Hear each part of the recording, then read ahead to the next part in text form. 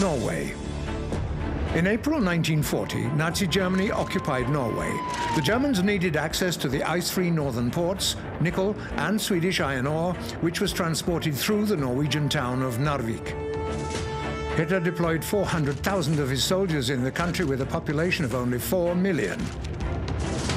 In autumn 1944, after the resolute fighting of the Soviet army in Karelia and the signing of the armistice agreement with Finland, the USSR had the opportunity to push the enemy out of the polar regions entirely and to liberate northern Norway. On the 22nd of October 1944, Soviet troops captured the town of Tarnet, and on the 25th of October, Kirkenes. While retreating, the Germans ruined towns and cities, destroying factories and food supplies. To save the locals from starvation, food was allocated from the warehouses of the Soviet army. Each Norwegian received 1,600 grams of bread, 200 grams of fat and sugar per week.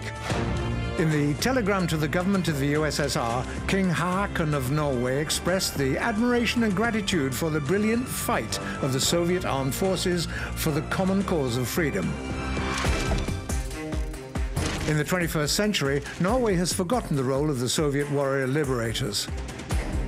In July 2018, vandals desecrated the grave of the Soviet soldiers killed by the Nazis in the north of the country. In April 2020, Oslo acknowledged that Norway supports Kiev's Russophobic policy of exterminating civilians in Donbass.